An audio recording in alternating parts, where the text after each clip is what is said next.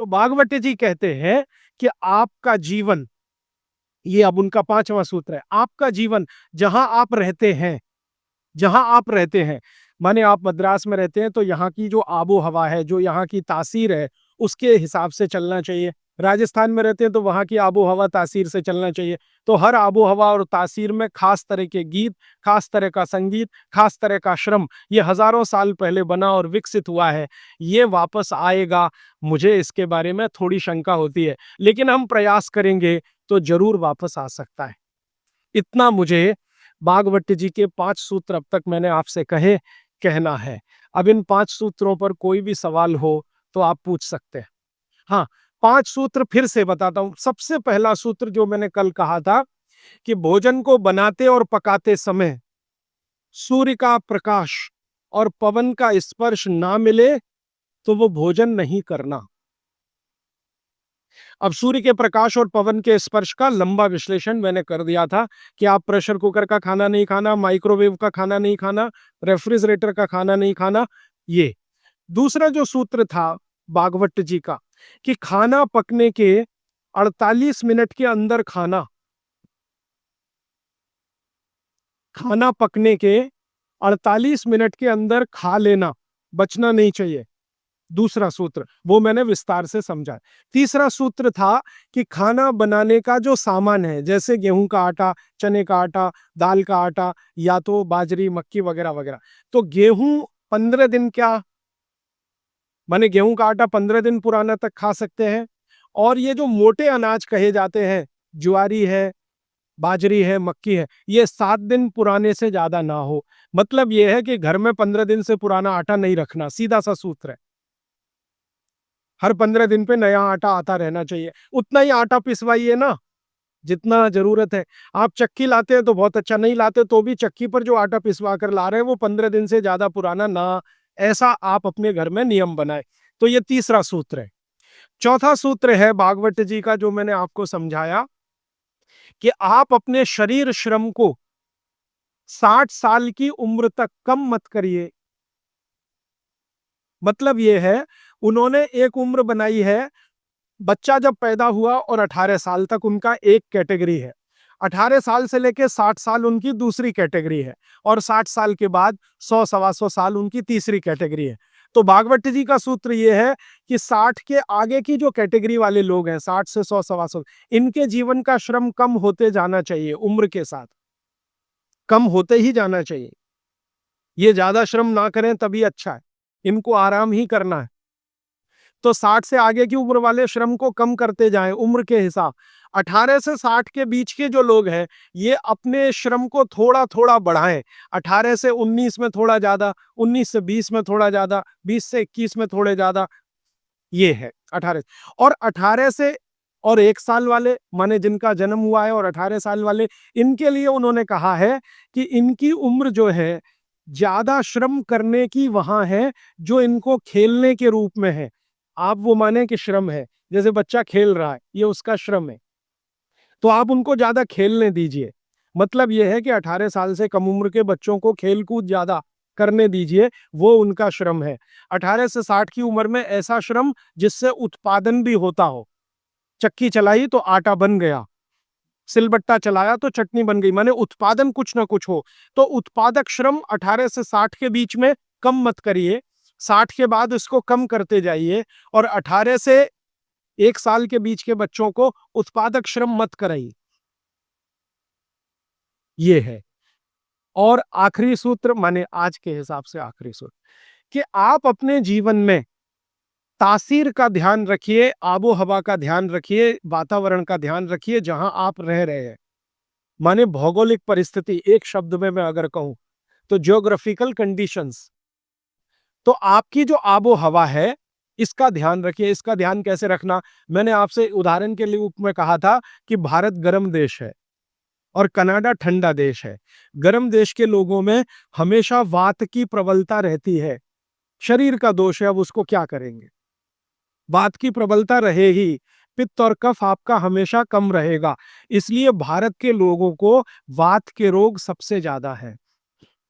भागवत जी कहते हैं कि भारत के लोगों को लगभग 70 से 75% रोग वात के हैं, 12 से 13% रोग पित्त के हैं और 10% रोग कफ के हैं।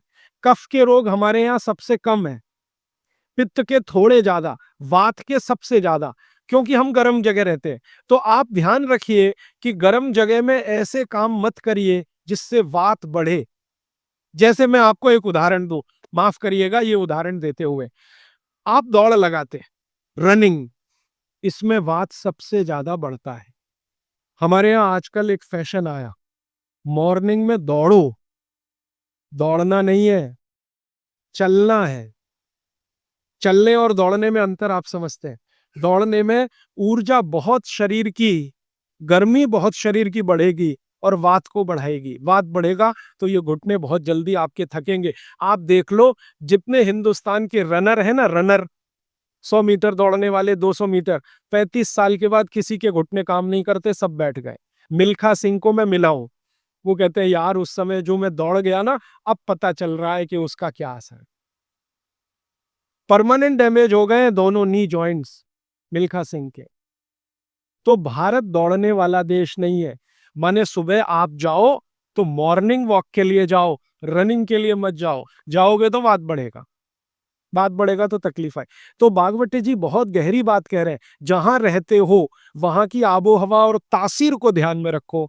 हमारी आबो हवा गर्म है, गर्म हवा में वात बढ़ता है, ये याद रखो। तो वात बढ़े ऐसा कोई काम मत करो। और यूरोप वालों के यहाँ क्या है, कफ बहुत बढ़ता है क्योंकि ठंड है, ठंड में हमेशा कफ बढ़ता है। तो ठंडी लोग हैं, ठंडे देश हैं, ठंडा आबो हवा है, तो कफ बहुत बढ़ेगा। तो वो उसका ध्यान रखें, जो कनाडा में रहते हैं, अमेरिका में रहते हैं, कि कफ मत बढ़ने दो।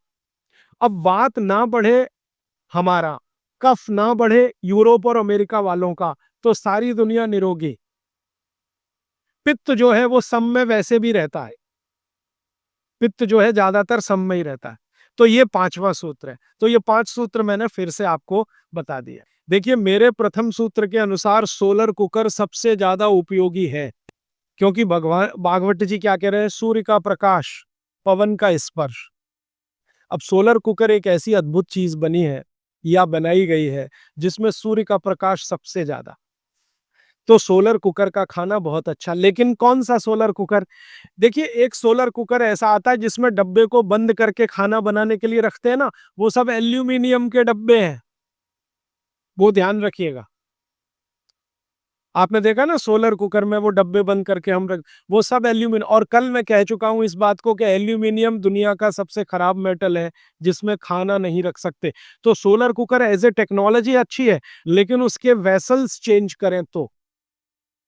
एल्यूमिनियम के वेसल जब तक है तब तक ये सोलर कुकर का खाना जहर है। लेकिन सिद्धांत रूप में सोलर कुकर भारत के हिसाब से सबसे अच्छी टेक्नोलॉजी है। तो आप बोलेंगे फिर कोई वेसल बदल के उसमें रखिए, पीतल के रखिए, कांसे के रखिए। तो वो ये कहते हैं सोलर कुकर बनाने वाले के टाइम ज्यादा लगता है। मैं उनसे कहता हूँ टाइम का बचाने का चक्कर छोड़ दीजिए, क्योंकि यहाँ टाइम बचाएंगे तो दूसरी जगह जाएगा, हॉस्पिटल में। तो जैसे ही सोलर कुकर में वेसल आ जाए पीतल के, कांसे के, आप उनका जरूर इस्तेमाल करिए। वो विज्ञान के हिसाब से, भागवत के हिसाब से सबसे उत्तम है। जब तक एल्यूमिनियम है तब तक मत करिए। जो बच्चे आपके सुबह सुबह स्कूल चले जाते हैं उनके लिए ये सूत्र कैसे अप्लाई होगा? मेरी विनती है कि बच्चों को खाना खिला के स्कूल भेजिए। आप बोलेंगे जी खाते नहीं है, मैं आपको इसका तरीका बता देता हूं कैसे खाएंगे वो खाना। हमारे शरीर की अपनी एक साइकिल है, और वो साइकिल ये है कि कोई भी खाना खाएं तो उसके 8 घंटे के बाद ही भूख लगेगी। आप, ये शरीर का अपना नियम है। तो बच्चों के ऊपर भी यही नियम है, पुरुषों के ऊपर, स्त्री, सबके ऊपर। तो साइकिल शरीर की ये है कि खाने के 8 घंटे के बाद ही भूख लगेगी। तो एक रात पहले का खाना उनको उस समय खिला दीजिए कि सुबह तक 8 घंटे पूरे हो जाए। माने अगले दिन शाम को ही खाना खिला दीजिए, रात को मत खिलाइए। शाम को 6 बजे तक अगर आपने खाना खिला दिया, 6 बजे तक, तो 8-9 बजे तक सोने की नींद उनको आई जाएगी। क्योंकि 1.5 घंटे के बाद जैसे ही खाना पच के रस में बदलता है, बॉडी का ब्लड प्रेशर अपने आप बढ़ना शुरू कर देता है, और ब्लड प्रेशर बढ़े तो नींद आनी ही है, रुक नहीं पाएंगे आप। तो शाम का खाना 6 बजे उनको खिला दीजिए, 8 बजे तक नींद आ जाएगी और 6 बजे से 8 घंटा गिनेंगे तो सवेरे 4-5 बजे तक वो पूरा हो जाएगा। तो 4-5 बजे के आसपास जब वो सोकर उठेंगे तो इतनी तेज भूख लगी होगी कि आप रोटी, दाल, चावल खिला दो वो खा के चले जाएँगे। आपको थोड़ा बदल ये करना है कि रात को हम बच्चों को 10 बजे खाना खिला रहे हैं या 11 बजे खिला रहे हैं, उसके 2 घंटे के बाद रस बन रहा है, तो 1 बज जाएगा। 3-4 बजे तक आधा खाना पचा, आधा नहीं पचा, सवेरे उठने पर भूख लगेगी कैसे? तो आप शाम का खाना जल्दी खाने लगिए, माने सब लोग जैनी हो जाइए। हाँ, परोक्ष रूप से मैं ये कहता हूँ कि जैन धर्म आप पालन करें, वो महत्व का है, धारण करें, वो महत्व का है, उतना नहीं है। आप आचार्य श्री को वंदन करें, बहुत अच्छा नहीं करें, तो शाम का खाना तो 6 बजे खा लें, तो आप आचार्य श्री के वंदन से भी बड़ा काम करेंगे। वो आचार्य श्री भी यही कहते हैं, शाम का खाना जल्दी खाओ। तो आप थोड़े जैनी हो जाइए, आपका भी खाना नहीं है, बहुत अच्छा है, लेकिन रात का बंद कर दीजिए। बच्चों को रात का खाना बिल्कुल बंद कर दीजिए। मैं आपको विनम्रता पूर्वक कह रहा हूं, इसको मैं कल या परसों बहुत विस्तार से समझाऊंगा। पूछ लिया आज आपने इसलिए कह रहा हूं, रात का खाना बिल्कुल बंद कर दीजिए, क्योंकि बागभट्टी जी का ये जो पहला नियम है ना, ये अभी मैंने आधा ही बता। सूर्य का प्रकाश और पवन का स्पर्श हर समय वो कहते हैं, खाते समय, पीते समय रहना ही चाहिए। अब 6 बजे के बाद तो सूर्य प्रकाश रह नहीं सकता। और आप जानते हैं सूर्य प्रकाश का सबसे बड़ा परिणाम है विटामिन डी का निर्माण। सूर्य प्रकाश में ही विटामिन डी बनता है।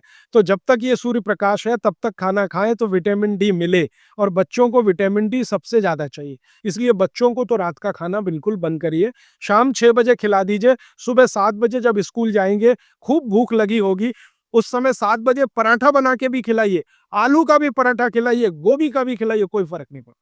सुबह के भोजन पे आगे बात करूंगा। सुबह का भोजन जितना हैवी हो उतना अच्छा। गोभी का पराठा, आलू का पराठा, जितना पराठा, पूड़ी, जो जो पकवान सब सुबह, सब सुबह। दोपहर का खाना थोड़ा कम और रात का बिल्कुल कम, शाम का बिल्कुल कम। तो बच्चों को भरपेट खाना खिला के स्कूल भेजिए। लंच बॉक्स की जरूरत नहीं है। जब वो घर आए तो दूसरा भोजन कराइए और शाम को 6 बजे तक तीसरा भोजन। तो मैंने कुछ बच्चों पे प्रयोग किया, शाम का भोजन बंद किया, सुबह उठते ही भूख लगती है उनका। ये तो प्रकृति का नियम है, लगे।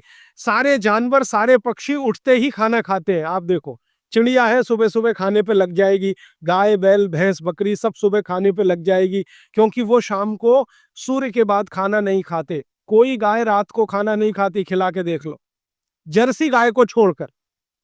जर्सी भारत की नहीं है, इसलिए उसको भारत का पता भी नहीं है। वो रात को 2 बजे भी खा लेगी, लेकिन भारत की कोई भी गाय, भारतीय नस्ल की गाय 6 बजे के बाद खाना नहीं खाएगी। तो भारत की तासीर ऐसी है, इस तासीर को ध्यान में रखकर रात का खाना जल्दी करिए, सुबह भरपूर भूख लगेगी। और निवेदन इतना ही है कि खाली पेट बच्चों को कभी स्कूल मत भेजिए। खाली पेट तो कभी मत भेज। आपने कह दिया जी दूध पी के गया, दूध पी के गया माने एक तरह से खाली पेट, सॉलिड कुछ नहीं है। सॉलिड सुबह सुबह शरीर में जाना बहुत ही आवश्यक है, अगर भविष्य में आप उसको एसिडिटी, अल्सर, पेप्टिक अल्सर से बचाना चाहते हैं तो। देखिए, दुनिया में हर समय परिवर्तन होते हैं, ये प्रकृति का नियम है और यही जीवन है, ये बिल्कुल सही बात है। लेकिन हमें ध्यान ये देना है कि कौन से परिवर्तन हमारे अनुकूल है और प्रतिकूल है, बस इतना ध्यान देना है। अब इस बात को भागवत जी कहते हैं एक सूत्र में।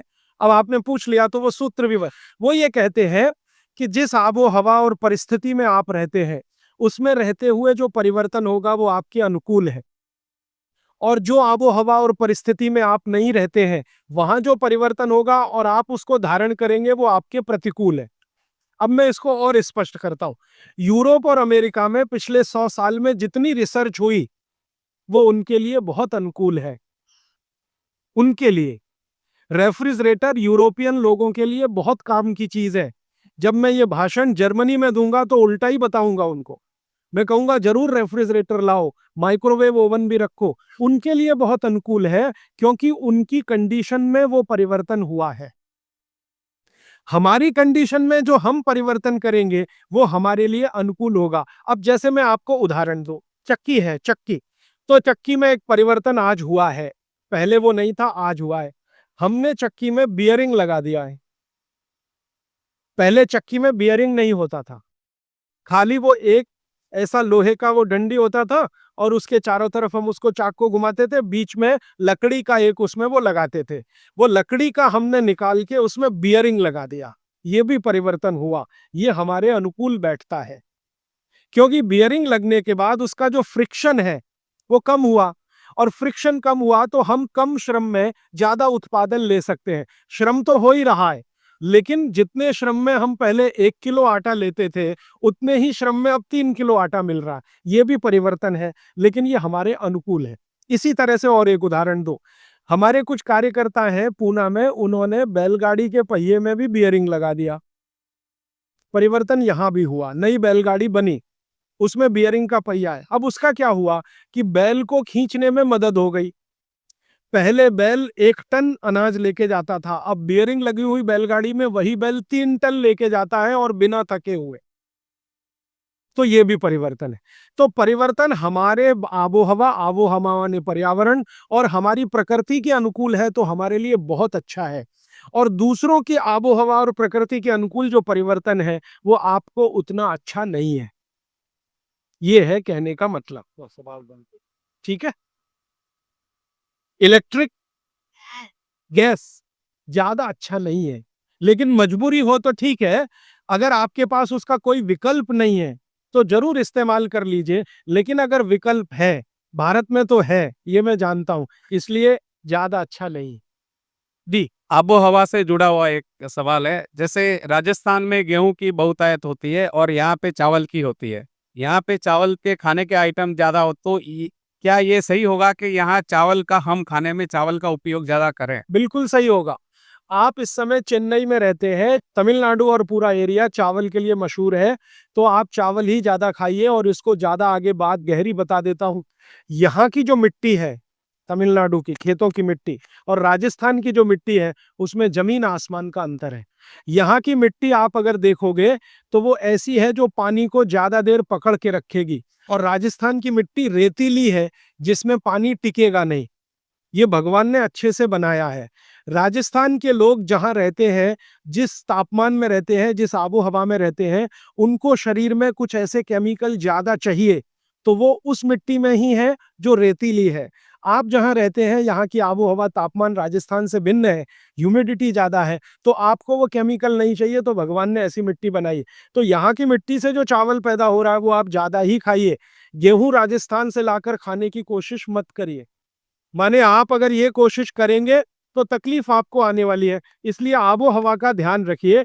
चावल के प्रिपरेशन यहाँ ज्यादा है, वो आप ज्यादा खाइए। अब समस्या आपके साथ ये है कि आप राजस्थान से आ तो गए, राजस्थान छूटा नहीं आपसे, वो छूटता नहीं है। समस्या वहां आती। हम बिहार से आ गए तो सिर्फ स्थान परिवर्तन हुआ, मन परिवर्तन नहीं हुआ। मन अभी भी है राजस्थान में। माने, मैं इसको ऐसे कहना चाहता हूं कि अनुकूल परिस्थिति हो गई तो आप वापस राजस्थान चले ही जाएंगे, क्योंकि मन नहीं छूटा आपका। मन नहीं छूटा है, इसलिए आपका स्वाद भी नहीं छूटा। ये सब मन का खेल है। मन से सारे स्वाद और वो सब जुड़े। मन नहीं छूटा तो स्वाद नहीं छूटा। तो आप फिर गेहूं मंगवाते हैं और उसको रोटी बना के खाते हैं, वो स्वाद के लिए तो ठीक है। पौष्टिकता के हिसाब से आपके लिए चावल ज्यादा ठीक है। तो शायद आपने एक बैलेंस बना लिया है कि रोटी भी खाते हैं, चावल भी खाते हैं। यही है ना? तो इसी को चलने दीजिए। मैं आपका मन छुड़ाना नहीं चाहता, क्योंकि मैं नहीं चाहता कि आप परमानेंट यहाँ रहे। एक दिन राजस्थान तमिलनाडु से अच्छा हो जाए तो आप चले जाएं, ये मैं चाहता हूं। तो मेरे लिए वो स्वदेशी के लिए अच्छा है। तो आप मन को और स्वास्थ्य को बैलेंस कर लीजिए। बैलेंस इसमें यह है कि 2-3 रोटी खा लीजिए और थोड़ा चावल खा लीजिए, ऐसा कुछ कर लीजिए। थोड़ा इडली खा लीजिए और थोड़ा हलवा खा लीजिए। हलवा इडली के साथ जरूर खा लीजिए बैलेंस के लिए।